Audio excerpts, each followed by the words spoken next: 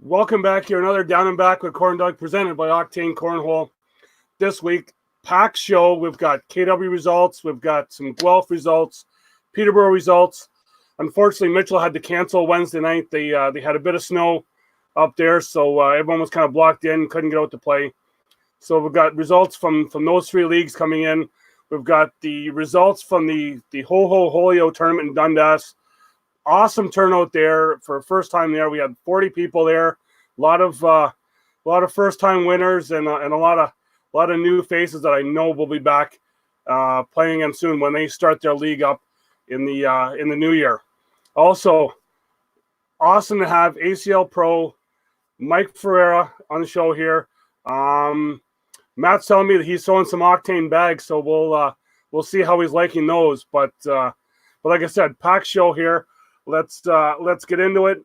The KW results. Jamie Cowan taking his spot back on top. It's been a few weeks for him. Adam Duncan, his first time out this year. Well, for this new season, he takes second place. Jeff Johnson third, and like we said last week, Dean Lang just plugging along. He gets fourth. Corey Goldbeck finishing fifth. Putting the standings to Matt Plyle stays on top. Jeff Johnson moves up a couple spots. Corey Goldbeck's in the third. Trevor Huber, a little down week. He's down into fourth. And Jamie Cowan back into the fifth spot. Taking it so top five are really starting to take shape as to what they usually are after a couple of guys had some weeks off. So over in Guelph, coming up here, Scott Sullivan took out Dean Lang. Little change from last week there. So Scott Sullivan took first, Jeff Johnson third, Jeff Johnson second, Jamie Cowan in third. Again, taking their rightful spots. Heard that they have a couple more people coming out. Think that's awesome that they're starting to get a little more traction, and hopefully we can still be getting some more people out to play there come the new year. Peterborough results. Again, Brian not on top. He had the partner with Adam, as you can see there, but Steve G, Daryl R finished first. Second was Mike O and Adam E. Third, Brian and Adam Hubbard. I know Adam probably had a little sore arm. He was throwing a lot there on the weekend in Dundas and came up with some pretty big results. And it was a good time on the weekend there with him. So like I said, Mitchell wasn't up this week. So now, schedule-wise, going forward for the next couple of weeks with Christmas and New Year's, KW will be going regular on their Monday nights, which means that Guelph, Mitchell, and Peterborough will be taking a couple weeks off. They'll be going in the new year, starting back up January, 7th and 8th. 7th for Guelph and the 8th for Mitchell and Peterborough starting back up. So take a couple weeks off there. Maybe just throw some bags out in the snow. Who knows? See, just get a little better. Now, moment. I've kind of talked to this guy a couple weeks ago and seen if he wanted to come on. He was excited to come on, and he had a really great showing on the weekend at the North East Confernce, finishing fifth in doubles, fifth in singles, I believe. And get a chance to talk to him. Have Adam Ferreira in here now. Adam, welcome to the show. Hey, how's it going? So, like I said there, you had a pretty good showing on the weekend at the conference event. How'd that go? It was great. We have a lot of new people that I noticed coming out to the Northeast. A lot more challenging than years past. It's amazing how the competition has really grown up in the Northeast, really. And we were still even missing a couple people that I know of. So it was it was tough. Yeah, like I listening to Trey Ryder with his show, the Throwdown, and he was saying there's just some great throwers there. Some it's kind of almost an unknown coming out of the Northeast side there with because everyone else, there's all those other, I don't want to call them the sexy conferences, but all the ones that people want to just keep following, being some the Great Lakes and some of the southern conferences. Yep. Yeah, no, it's definitely a conference on the rise. We have a lot of great players that play ACL. We have the pros. I believe we have around 20 up in our conference. Be tough to name all of them. I still don't know all of them off the top of my head. But yeah, no, there's a lot of competition, and there's even people who aren't pros. We have someone named Penn, Brian McGee, Joe Regan, Jose Rivera. He's up at the top right now, and these guys aren't pros, but they can definitely win any tournament up here. It's really amazing how much the competition has really changed up here from years past. It's nice to see, because I feel like now, maybe not this year, but next year, we're definitely going to be able to compete at any conference or any event nationwide and have someone make a name for themselves. Oh yeah, and you know, like we're starting to get some of our leagues going in the eastern part of Canada, which can come down and play in some of your tournaments down there. I know I talked to a couple of guys that are starting up there, and they're like, yeah, we've always wanted to go to Boston or the New England area to play, so they might be on their way down. Oh, that's amazing. Really, no matter where they go in my area, I'm in Rhode Island right now, just moved over here. There's really any place you go, you'll find something. You got, just to name a few, you got Boston Cornhole, obviously. That's one of the main ones. There's South Shore Cornhole. There's Ocean State, Ipswich, Doghouse, 603, Skullet. And that ranges from Rhode Island all the way up to New Hampshire. And then if you're looking at Vermont, you got 802. So, and Central Connecticut. Can't forget those guys. They're great. Yeah.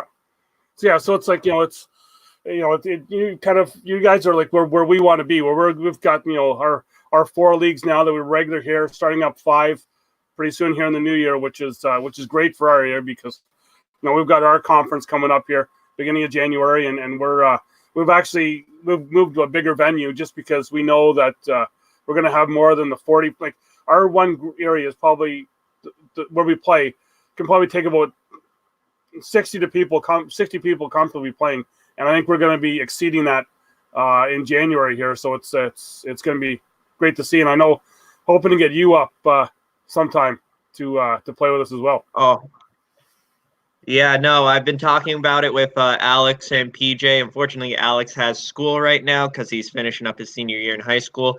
But PJ and I are definitely considering driving up and planning a regional soon. We just need to know a couple dates. Yeah, it's probably not going to be January, but February we're looking at. Or even, yeah, because you can make a week of it and do a regional on the weekend, and then you can just hit all of our leagues during the week and just kind of clean everyone out, I guess. No, from what I've seen a team of you guys come down during the nationals, the championships, the bags, and I saw it, and you guys throw very well. I never really got a chance to see a team from Canada play, so it was nice and refreshing. Yeah. So they play in our league regularly. It was Scott Sullivan, Jamie Cowan. So you've seen their name pop up there a couple times. So it's they're and you know what? And even our league play at each week is, everyone keeps saying anyone can play, anyone can win, and it's just that. Yeah, no, at our league, we always have new winners, and it's nice. It's always nice to see a new player or someone who doesn't consider themselves that experienced win their first tournament or win their first blind draw or whatever. It's nice to see their reaction, because they're just like, yeah, I can do it. So it's one of the nice parts about the game, seeing a new player win for the first time. Yeah. So like I said off the top there, that talking with Matt, that you're now throwing some octane bags. So what are you thinking of those? I like them. So a funny story is that we were playing. Well, the day I got them, they weren't broken in yet. So I was talking to Matt, and he's told me to just throw a normal bag until I get them broken in. But we weren't throwing that well. We were throwing a game changer, and we just weren't throwing well. So I grab them straight out of the box, and we throw them. We ended up going all the way back to, I believe, 4th or 3rd in the whole tournament. And we looked at each other and said, "This is our bag." So Alex and I are throwing hole shots now for doubles, and I throw them for singles too. That's my bag to go to. But we tried the nitros too. It's really nice for a sticky board. So at our conference, the when it first started, the boards were real sticky and they were just sliding nice and perfect right up the board. But for the most part, it's going to be hole shots for us. They're I love how you're able to block, and really, I've noticed that the slide side is perfect for the push. You know, it's not too fast where it's going to go flying off the back, and it's nice and controllable. Yeah, it's it's for Matt just kind of coming up with the bags. It's they're they're almost they're almost on par with some of those top bag makers in the States. Yeah, I had a lot of buzz honestly when I broke them out. They were like, what's Octane? Who are they? Where are they from? And a lot of them were actually like, you know what, this is actually a nice bag. They like the feel of them, and I know a few people who want to actually go out and buy a set now just to try them out, which is great. Well, great for us here to get our recognition up here. But yeah, so I know you had your league last night. How'd that go? Oh, that was fun. We if you've ever played darts, it's kind of like their format where you draft a team, and what we do is we play 6 doubles matches, 4 singles matches for each person on the team, and the crew cup at the end. Okay. And every time you win a game, you get a point. You have to win 6 points of the match to get the victory. And unfortunately for us, we went 2-0 last night. We played for about 5 hours. So it was a fun time. A lot of throwing. Yeah. I think we end up being there for about maybe 3 hours on our league nights, but some of us are just sitting around watching others play. But that's I just got to get my game up, I guess.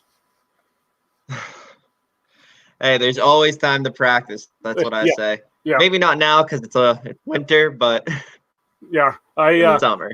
I can kind of practice at work sometimes if when I'm done work, but a 10-foot ceiling doesn't. You got to throw a lot of line drives at the board, so it's not fun. Yeah, that's a little tough. Yeah. Unfortunately for me, I moved recently. I was in Connecticut, moved to Rhode Island, changed a job, and haven't really been able to throw as much as I'd like. But I'm getting back in the swing of things now. So we mentioned your league. You mentioned that you just had your conference. What's next on the line for you coming up here in the new year? For me, the next thing that I'll be playing in ACL wise is the regional up in New Hampshire in Derry. We've been getting around 50 people there for singles and about 30 to 40 teams for doubles. And it's packed. New Hampshire is definitely one of the largest states up here for cornhole. I believe their league is 120 people at the current time, which is amazing. But yeah, I'll be playing up in Derry, and Alex and I are looking to get our first doubles victory. I have a doubles victory with Brian McGee, a guy I play with down in Rhode Island, but Alex and I are looking to continue our success. We've been placing top 5, top 4 every single tournament. We're just looking for that one win right now. Yeah. It gets almost hard when you've had it and then you're trying to fight yourself back to get back on top. It's that struggle sometimes. Oh yeah, and for us it's we have a conflicting schedules where he has school all the time, and he's playing football too. Well, now that's over, but now we're both actually able to get back in the swing of things, and I think the results are showing that we're making way up there. Yeah. It just seems that life always seems to get in the way. So I'm the same with work. I can only play every other week in our league, so it's tough to try and stay on it when you're not regular. Yeah, it's just waiting for the day where cornhole can be the full-time job, one way or the other, right? Oh, exactly. That's the whole goal. Yeah. So are you then any nationals on the like Fort Lauderdale or Cleveland that are coming up?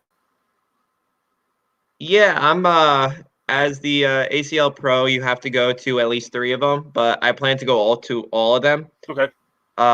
Still waiting on the confirmation of the last 2 nationals, but I will be going down to Fort Lauderdale. I'm traveling down there with a couple of other ACL pros, Tim and Charlie. Tim Grew, Charlie Prue, I should say. There's a lot of Tim and Charlies, but yeah, I'm traveling down with them. We're coming down Thursday, and probably going to be looking for some blind draws right before that, warm up. Yeah, so since that first one in Fort Lauderdale is Super Bowl weekend, are you going to have one eye on Cornhole and maybe one eye on your I don't know if you're a Patriots fan or not, but it looks like they might be coming back in there. Yeah. Well, the Super Bowl obviously is the Patriots' last game of the year. Yeah. So I don't know. They're having a little difficulty right now, but I think they'll pick it up during the playoffs. Yeah. So no, when I'm down there, it's strictly business. You go down there, I say business, but part of that business is having fun, meeting up with everyone that you don't regularly see. So I'm really looking forward to it.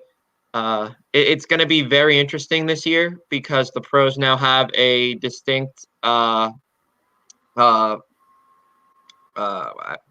I'm spacing on the word, but they have their own tournaments and everything where division. There we go. Yeah. And it's going to be interesting just playing against those guys straight every single game, whereas last year it was kind of a combo between advanced and the pro division. So it's going to be definitely a interesting season, I believe.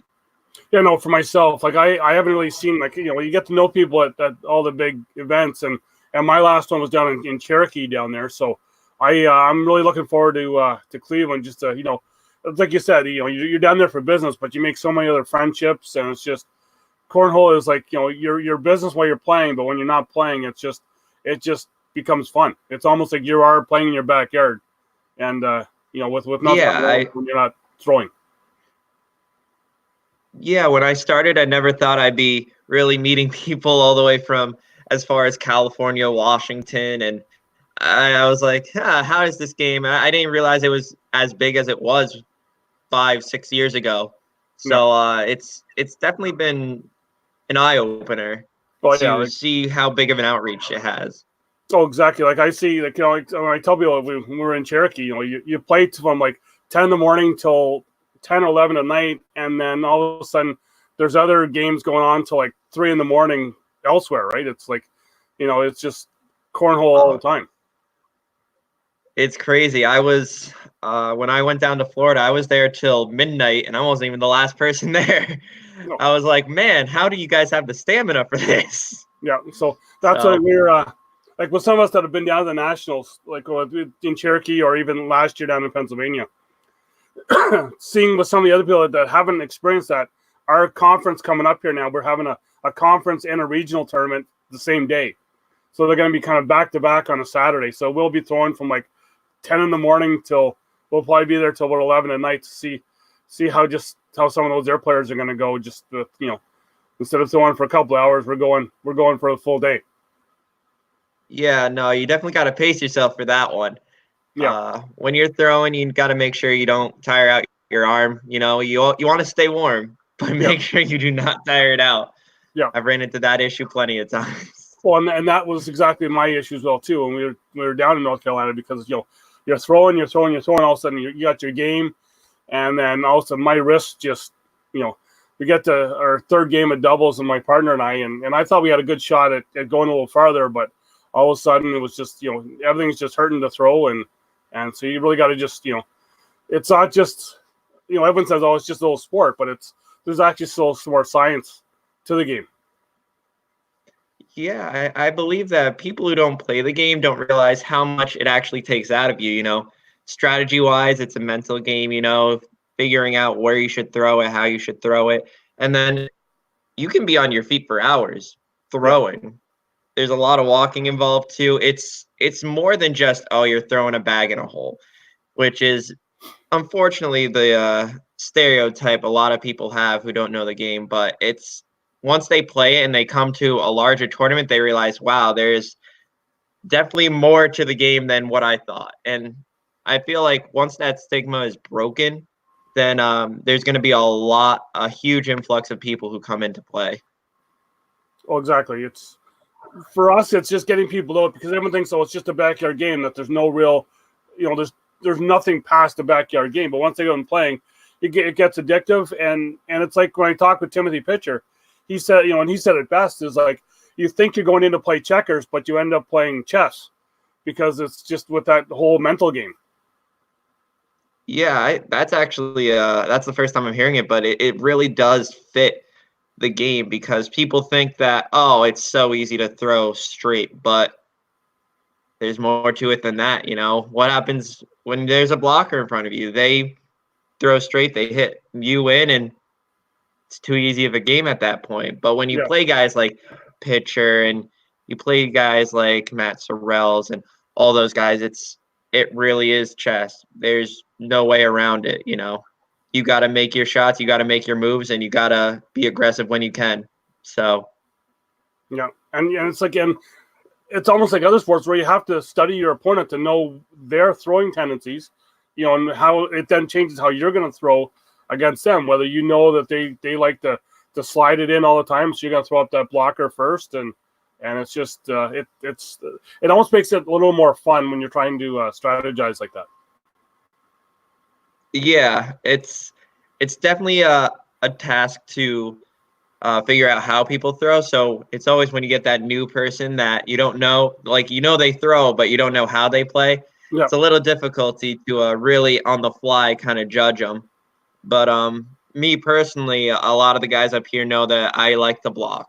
It's a known fact that I am a blocker, and I'll do whatever I want after that. So mainly what they do is that they get first bag. They're not going to block.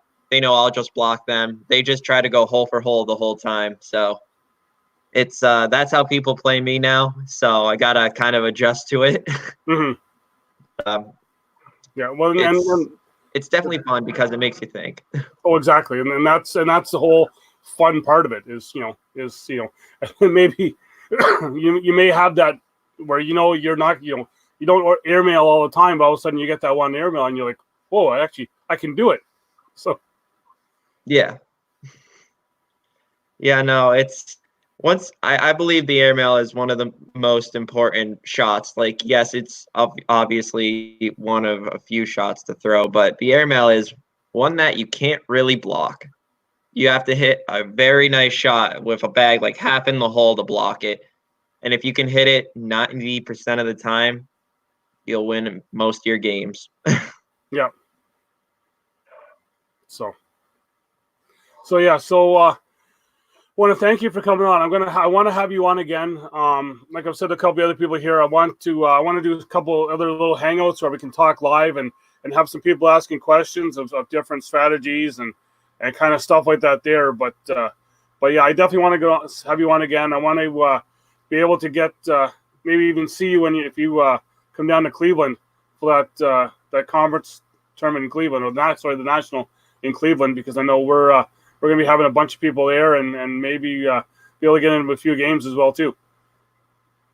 All right, that sounds good. I can probably get Alex to join me, or I can get PJ to join me. Make a few people come. Yeah. Perfect. Okay, so again, I want to thank you for this here, and we'll be keeping in touch and following you using those whole shot octane bags and letting people know just how good those bags are. Oh, I love them. Okay, again, awesome. Thank you for having me on, man. Okay. ACL Pro Mike Ferreira, great talking to him. He's a great thrower of the North East. Like I said, he finished 5th in the doubles and the singles in his event, and just as you can see, great guy to talk to, and really hoping we're going to have him on again. So on to some other stuff here with our Holio tournament that we had in Dundas. Like I said, we had 40 people out there, and a lot of new throwers. Great time. Just people that were going from the backyard to first time playing inside and seeing just what an event is like was really cool to see. So starting off with the results for those there, We got the advanced doubles. Jeff Shantz, Scott Sullivan, they kind of ran the show there. They beat Dean Lang, Jerry Halfpenny in the finals. Matt Plyle, Paul Marshall, they were coming in third. We had a competitive division.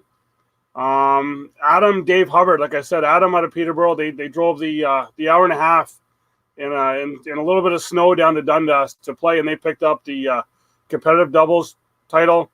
Rick Wiersma, Russ Fisher, two guys out of Dundas.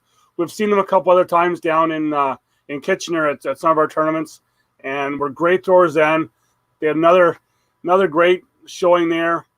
Third place, Scott Laguerre and Pat Lindley, two absolutely new guys to Cornhole, and was great to see that they finished third in the competitive. We also, for the first time, we had three divisions. We had an intermediate division as well too, and this here was just awesome to see out there. First time playing Cornhole out of the backyard. First time in an event. Jack Fisher, Conrad Dix, they finished first. From what I've been told, Jack was just throwing lights out. No one could touch him there, and it was just really great to see. I've also heard that he's a long-time watcher of the show. He keeps watching all the time. So, congrats to Jack and Conrad on that there, and really looking forward to seeing him. Let's try and get a juniors division started up for Jack here, because he's only 15 and he was just throwing great. So I'm hoping to see him out to some more other times, and even in their league in Dundas when that starts up. Second place went to Dave Dobbin, who's a regular out of KW. He came down, made the trip to play. Him and partner Andrew Ross finished second. Kristen Platt, Taylor Wiersma finished third. Two more that were just, another new team, and those two girls were just, watching them, they were throwing great as well too. So that intermediate division, I think they may have even been able to pop up and surprise some people in the competitive, but hoping to see them out again. And like I said, it was just great to see a lot of new players. Going to the singles now, the advanced singles. Matt Plyle, he took out Corey Golbeck in the final. You may have seen that there on the I think I shared it on the Down and Back Facebook page, the Canadian Cornhole players group on Facebook. I believe Paul shared it to there as well. That was just a great match between Matt and Corey. Jamie Cowan coming up third in that there. Jamie was another great showing by him. It was just a great weekend all around for some of our better players. Then going competitive singles. Rick Wiersma, he threw great through that whole thing. Mark Larcher come up just short. In talking to him, he said it was a couple bags at the end that he thought he could have had, but yeah, still great showing. Jerry Halfpenny, finishing third in that one there. He had dropped down in the competitive, and yeah, took third place. We didn't have any intermediate singles, unfortunately. We just had enough for the advanced and doubles. We then had our blind draw. Jamie Cowan, Dean Lang, they picked up the win for that in the advanced blind draw. Adam Hubbard, Scott Sullivan, both of them threw great. I had to run into Adam and Scott earlier on in the advanced blind in the blind draw with my partner, and we almost got them. We just ran out of luck. Third place, Russ Fisher, Steve Pohl. They both threw great, and then just coming up short, finishing fourth. My partner and I, Rick Wiersma, he really carried me through that there. So it's just a special fourth place. We'll say fourth place just because CornDoug's finally got into a fourth place with partner Rick Wiersma. He threw lights out. Like I was able to beat Jeff Shantz in a game for the first time and in a long time that was able to do that. But Rick was just, like I said, throwing lights out for that there, helping to a fourth place finish. Intermediate blind draw, Jerry Halfpenny, Taylor Wiersma. Again, like you seen that she finished in the doubles Finished third in the intermediate doubles, intermediate blind draw. Talking with Jerry after they were done, he was like, she is going to be a competitor in the women's division coming up if we can get it going, because she was throwing great all day, and we like to see those up and coming players. Couple other new players finishing second: Ron Price, Kyle Robertson. Like I said, we had a lot of new players out. It was just great to see new players coming up on the podium, getting stuff done.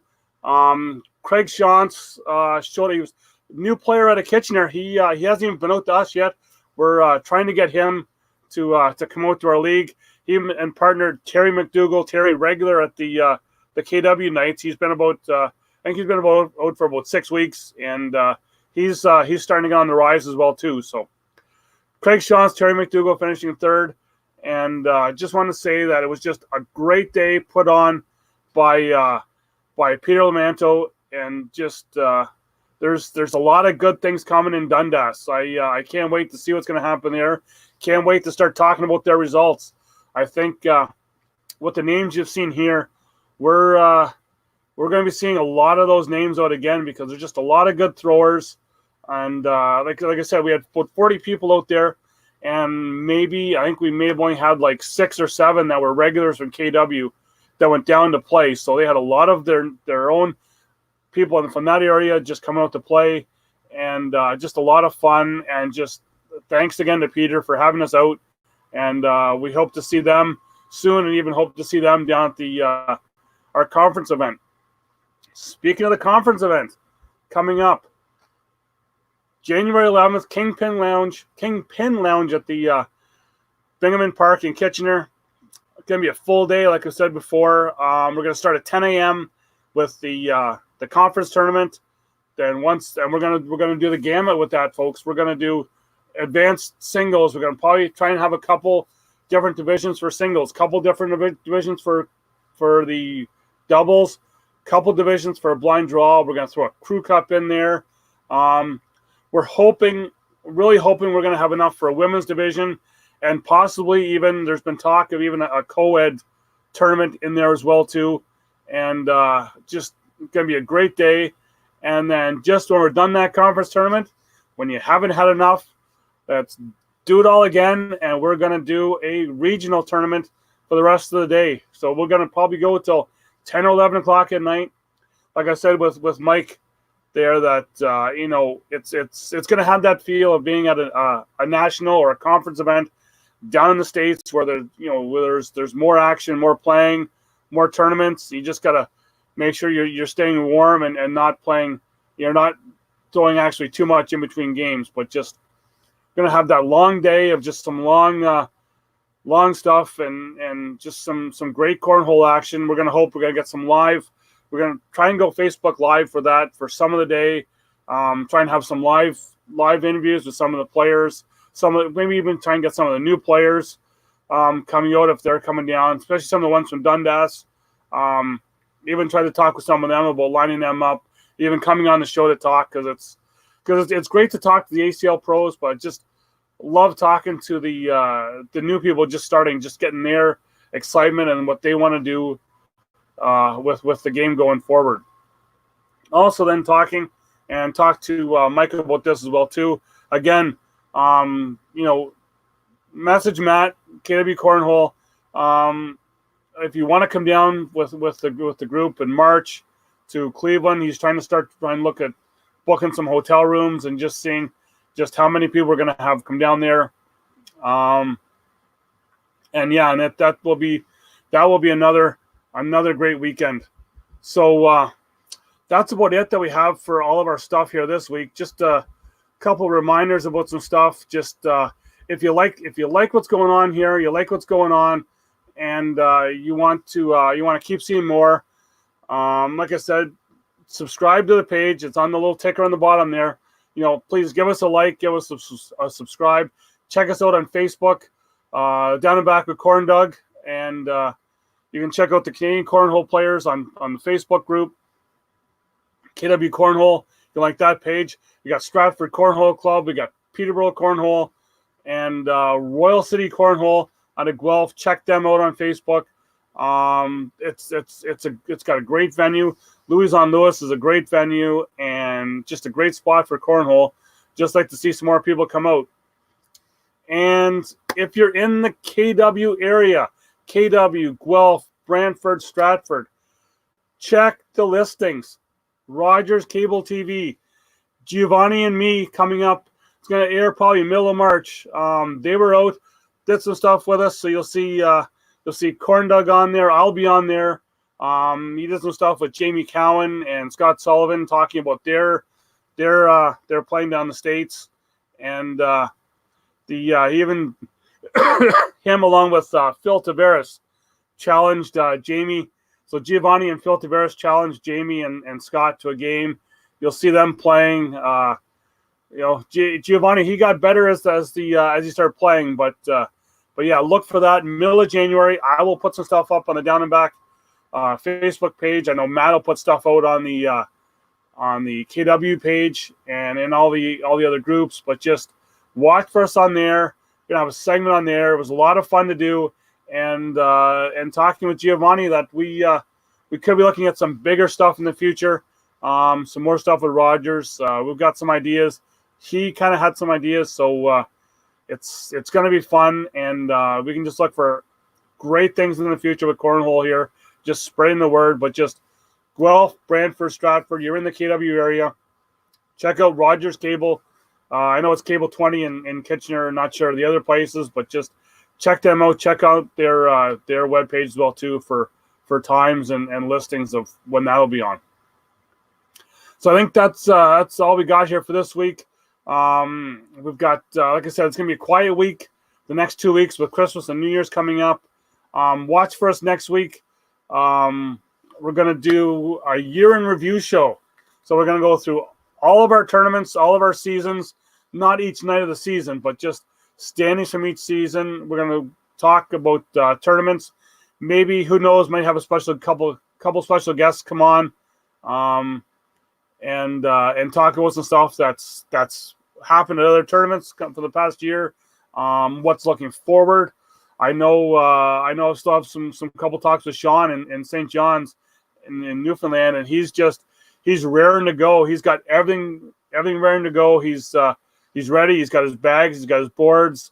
Just getting confirmation on the venue that he'll be using, and I'm really hoping I can get him on to talk, because Cornhole on the Rock, I think is gonna take off, because it's just great game, and there's just great people out there, and I think that will be a lot of fun to get out there for possibly a tournament, and nice time away. So just be looking for that there if you're on the East Coast, so just keep throwing those bags, keep having fun, get out to those leagues. Whenever you see a league in your area, try and get out to that league night, and just throw some bags. Have some fun. We'll catch you next week on the Down and Back, presented by Octane Cornhole.